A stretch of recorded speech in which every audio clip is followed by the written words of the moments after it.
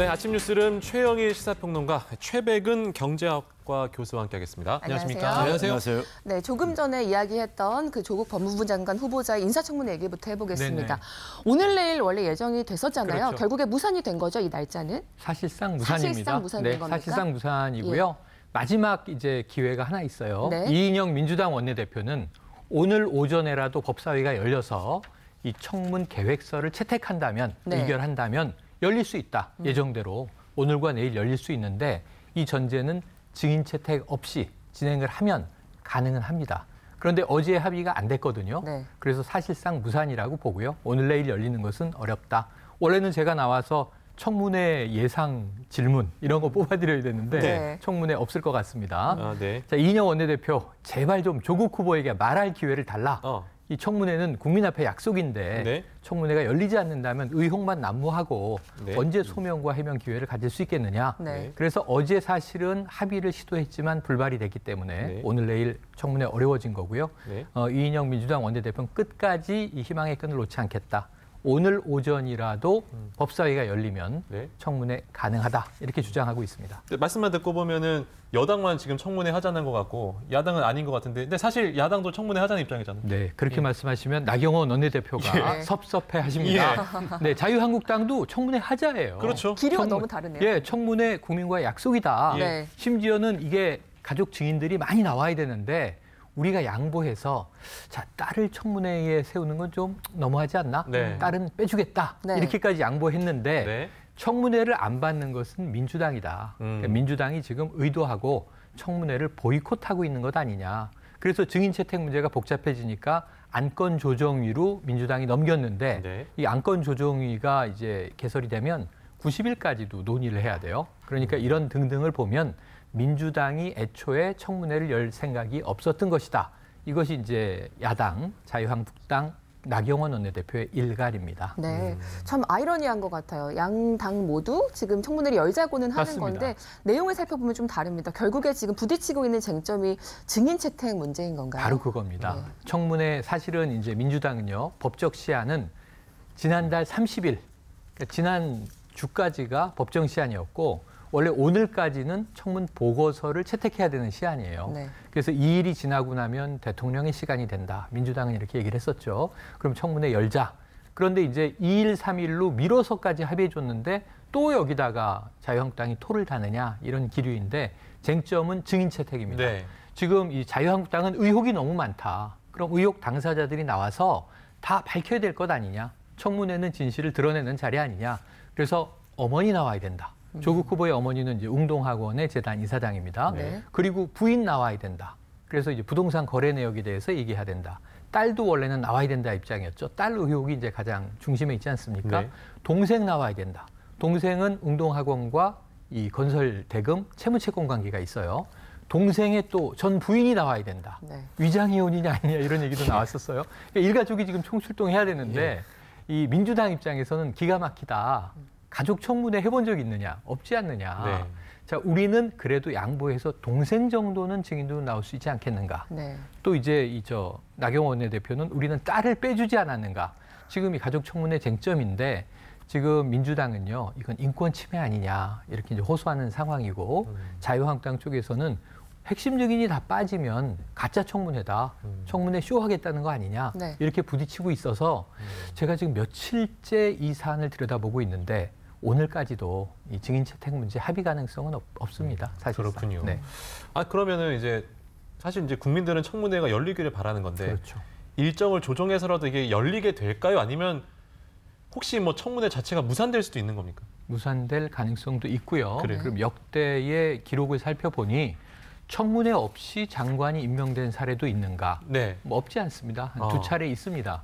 뭐 여야가 워낙 이 교착 상태가 커서 청문회가 못 열리면 네. 그래도 임명은 가능하거든요. 네. 다만 이제 오늘이 지나면 청문 보고서가 들어가야 되는 시점이 지나버리면 어떤 방법이 있냐면은 이 청와대는 재송부를 요청합니다. 원래 재송부를 요청하면 한 열흘 정도 기간이 생겨요. 네. 네. 그 공간을 가지고 지금 이제 야당 나경원 원내대표는 어제 합의가 됐으면 증인 채택을 하더라도 증인은 나오세요 하고 통보를 보내면 5일 정도 시간을 줘야 돼요. 네. 그렇게 되면 9월 5일이나 6일에 이번 주에 청문회가 가능했는데 네. 어제 지나버렸잖아요. 네. 그럼 오늘이라도 증인 채택에 합의하면 다음 주 초 일주일 수년해서 그렇죠. 9월 그렇지. 9일, 10일에 네. 열 수 있다. 9일, 10일. 네. 그럼 나경원 원내대표는 12일 이전에 청문회를 열 수 있다라고 추석 이제 전에. 주장을 하는데 네.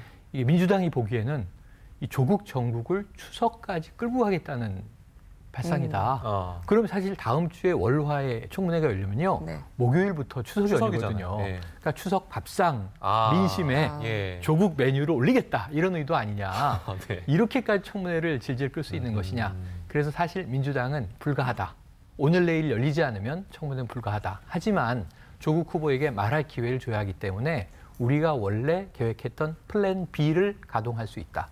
플랜 B를 검토하겠다. 이거는 국회에서 청문회가 열리진 못하지만 네. 국민청문회 형식으로 조국 후보가 기자회견을 하든지 뭐 언론을 통해서라도 국민들 앞에 그동안 의혹에 대해서 소명하는 절차는 반드시 진행하겠다. 네. 국회가 아니더라도. 이런 입장이고요. 예. 그리고 청와대 입장은 뭐냐 하면 네. 그렇게까지 청문회를 미룰 수는 없다. 3일 이후에는 재송부를 할 텐데 재송부 요청을 할 텐데 국회에 네. 재송부가 안 되면 임명 강행이에요. 아. 예, 사실은 이 청문 보고서 재송부 요청을 한다는 건 통상적으로는 청문회가 이미 열렸고 네. 여야가 청문 인사 경과 보고서를 채택하느니 마느니 밀당을 할 때 네. 빨리 좀 보고서 주십시오. 그러면 이제 야당이 거부하면 청문 보고서 없이 임명을 한 경우들이 지금 많았거든요. 네. 그래서 이제 재송부 요청은 법적 절차이긴 하지만 결국은 보고서가 안 들어올 것으로 전제하고 네. 청와대는 아마 임명 수순으로 가지 않겠는가 하는 것이 오늘까지의 관측입니다. 그렇군요. 네. 어쨌든 근데 청문회 없이 이거 임명을 하게 되면 정권에도 좀 부담으로 작용할 거라는 우려도 있는데요. 그래서 네. 이 국민청문회라는 이름에 사실 국회에서 법적으로 열리는 게 아니라 네. 언론을 통해서 조국 후보가 입장을 밝히는 것이 어느 정도 효과가 있겠는가 이것도 여야가 예의주시하는 대목입니다. 네. 문재인 대통령이 드디어 입장을 밝혔습니다. 네. 어제 동남아 3국 순방길에 오르면서 이 논란에 대해서 이야기를 했더라고요. 고위 관계자 모였는데 한마디를 하셨습니다. 네. 지금 젊은 세대의 상처라든가 입시 제도가 불공정하다고 느끼는 것에 대해서 조국 후보의 논란을 넘어서서 네. 입시 제도에 대한 개선을 검토해달라 이런 요청을 했고요. 네. 이런 이야기를 했다라고 윤도한 청와대 국민소통 수석이 밝힌 바가 있는데 어제 이미 태국에 도착하셨거든요. 이 순방 이후에 입시 제도에 대한 이 교육적인 논란들 또 어떻게 확전이 될지 지켜볼 대목입니다. 네. 네. 자, 이어서 두 번째 주제로 넘어가 보겠습니다. 지난 8월이었죠. 정부가 8월에 민간 택지 아파트로 분양가 상한제를 확대하기로 발표했습니다. 이에 대해서 앞으로 부동산 시장에 어떤 영향을 미치게 될지 많은 분들이 관심 가지실 텐데요. 이야기 나누기에 앞서서 영상으로 먼저 확인해 보겠습니다.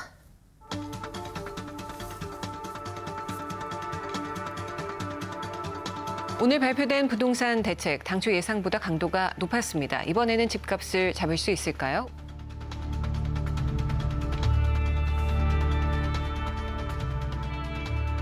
무주택 서민들이 부담하기에는 지금의 분양가가 상당히 높은 것이 사실입니다. 민간 택지의 경우에 있어서도 분양가 상한제를 도입하는 것을 검토할 때가 되지 않았나.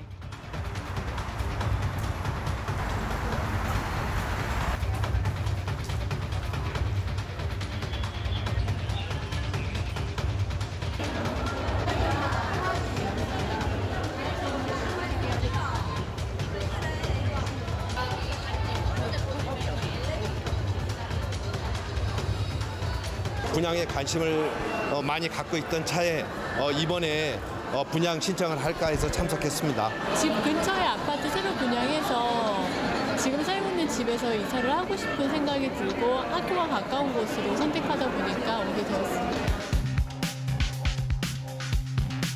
상당히 낮은 수준으로 그 분양가가 책정될 것이기 때문에 전반적으로 가격에 영향을 미쳐서 하향 안정화될 것이라고 주택 가격이 낮아질 것이라고 예상을 합니다. 단기적으로 보면은 공급이 이제 좀 많이 줄어들기 때문에 거기에 따라서 아무래도 공급이 줄면 집값이 오를 거라는 전망이 많죠.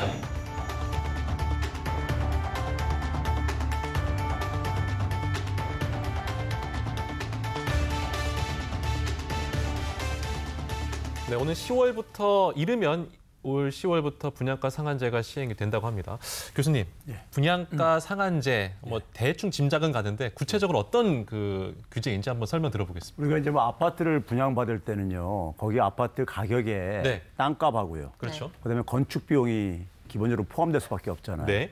그래서 이 땅값 같은 경우는 이제 감정 평가의 기준으로 네. 이제 책정을 우리가 할 수가 있고요. 네. 그다음에 이제 건축 건물에 대해서는 아파트 건물에 대해서는 이제 그러니까 정부가 정한 이제 그러니까 기본 건축비 네.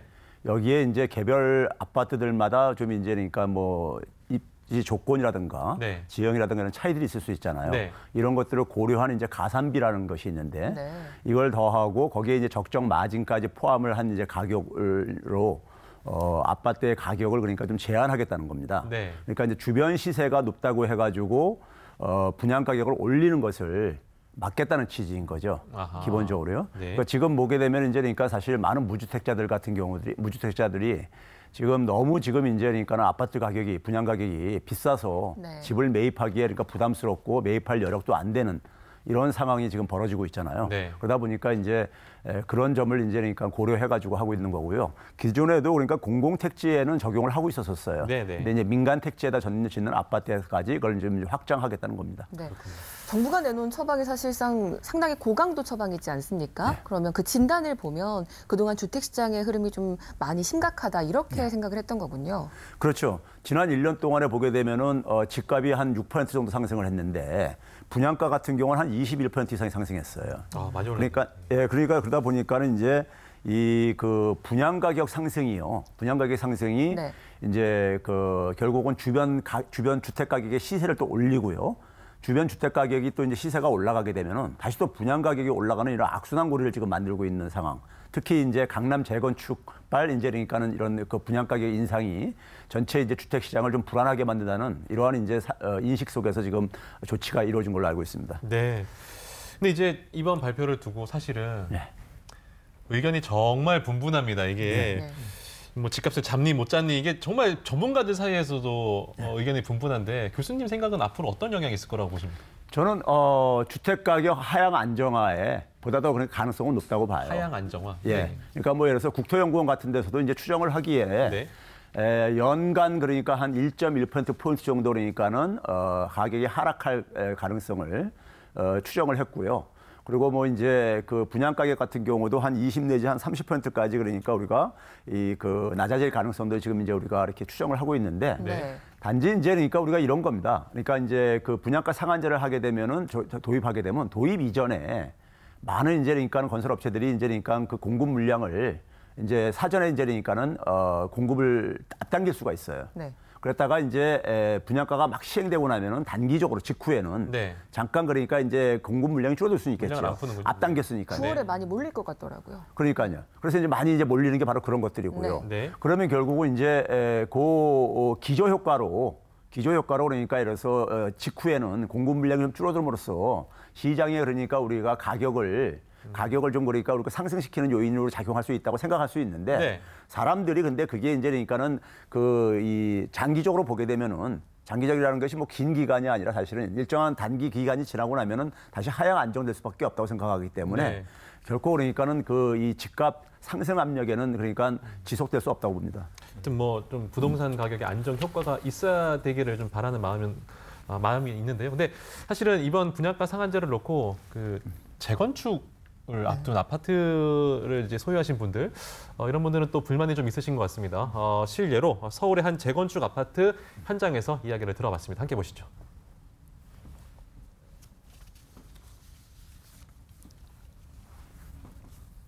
네. 기사가 참 많이 나오고 있어요. 그렇죠. 제 주변에서도 저런 그 재건축 단지 소유하신 분들은 좀 불만이 있으시더라고요. 요즘 회의가 많이 열린다는 이야기가 들립니다. 예.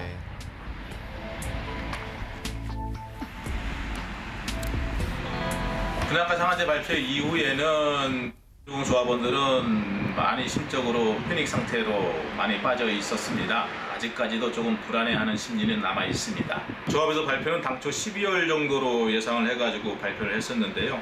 분양가 상한제 발표 이후로 해가지고 시기적으로 12월 달에 하기 힘들게 될 수 있는 경우가 발생이 되니까 아마 내년 상반기 안쪽으로 아마 일반 분양이 되지 않을까 예상합니다. 네, 참 재건축 단지 같은 경우에는 여러 가지로 직격탄을 맞았다 이렇게 충격을 받은 것 같은 분위기인데요. 교수님, 사실상 이게 분양가를 제한하게 되면 공급하는 입장에서는 수익성이 없으니까 장기적으로 봤을 때는 아파트를 짓지 않고 그렇게 되면 결국에 좀 집값이 오를 거라는 우려가 있는 건 사실인 것 같습니다. 근데요, 우리가 과거 사례를 보게 되면요, 분양가 상한제가 이번에 처음 시행하는 게 아닙니다. 네. 과거에도 시행을 한 적이 있었는데요.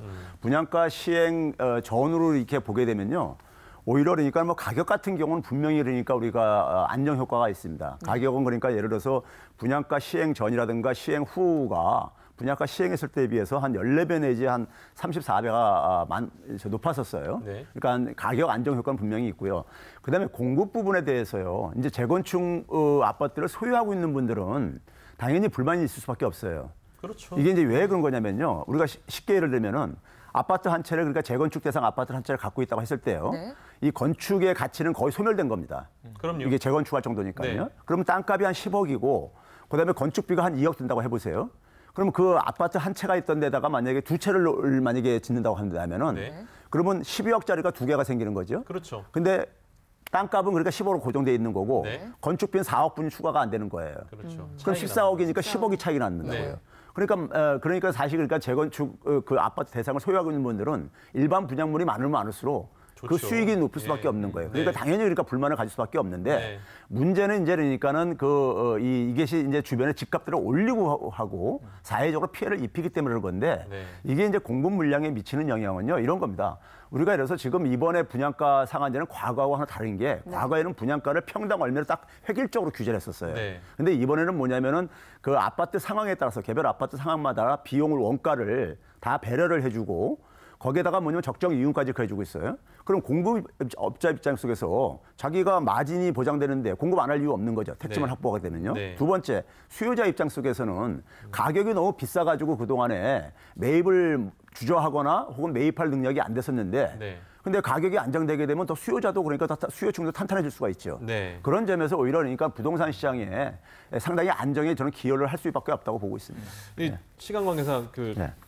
다른 질문으로 넘어가겠습니다. 네. 분양가 상한제 적용을 하면요. 이제 네. 그런 사람들이 이렇게 생각할 거잖아요. 앞으로 아파트 청약을 새로 하는 데는 네. 분명히 기존 아파트보다 쌀 것이다. 그럼 내가 이제 집 사지 말고 기다렸다가 전세. 청약될 때까지 기다려야 되니까 전세를 찾아야지 이러면서 전세 수요가 폭등하면서 전세 가격이 확 올라가는 거 아닌가요? 근데 지금 우리나라 지금 그 아파트 부동산 시장이요. 네. 전체적으로 다 과열돼 있는 게 아니에요. 지금 지방 같은 경우 굉장히 그러니까는 그 침체돼 있는 곳들 많거든요. 네. 거기다가 최근에 보게 되면요. 이제 그 입주 물량이 올해 서울의 입주 물량이 보게 되면 그 평년도에 비해서 한 2배 정도 많고요. 네. 내년에도 지금 그러니까 한 만여 채가 지금 더 이제 그러니까 많은 상황이고요. 네. 거기다가 이제 향후 이제 그러니까 주택 공급 물량을 우리가 예측할 수 있는 주택 건설 인허가권을 보게 되면요. 최근 3년 동안에 그러니까는 연평균 그러니까 한 1만 1천 채 정도가 더 많습니다. 네. 그러니까 공급 물량이 지금 충분히 지금 대기를 하고 있다는 점에서 네. 이 전세 가격을 그러니까는 상승시킬 가능성은 별로 없고요. 네. 오히려 그러니까는 주택을 내 집을 마련하려고 하는 실수요자들에게 오히려 저는 기회가 확장된다는 점에서 네. 우리가 사실 주택 공급의 목적이라는 것은요. 무주택자들에게 그러니까 주거 수단을 마련해 주는 데 목적이 있는 거예요. 그렇죠. 그러니까 그런 점에서는 저는 필요한 거라고 보고 있고요. 만약에 그러니까 이거 가지고도 부족할 경우에는 네. 지금 예를 들어서 유동성도 굉장히 풍부하게 공급되고 있는데 돈이 너무 많이 시장에. 들어오고 있어요. 네. 근데 아마 이 토지 보유세라든가 부동산 보유세 같은 경우를 가지고 이제 그러니까 우리가 기대 수익을 낮추게 되면은 네. 기존의 다주택자들이 대개가 이제 이 투기적인 수요를 만들어내는 주범들이기 때문에 네. 이 부분을 그러니까 우리가 완화시킬 수 있는 조치도 아마 검토를 해야 된다고 생각합니다. 네. 네. 정말 뭐 제대로만 시행이 돼서 지금 네. 뭐 전매 제한이나 로또 청약 같은 부분에서 우려가 좀 있는데 보완이 잘 돼서 내 집 마련할 수 있는 기회가 많아지는 계기가 되면 좋겠네요. 오늘 말씀 여기까지 듣겠습니다.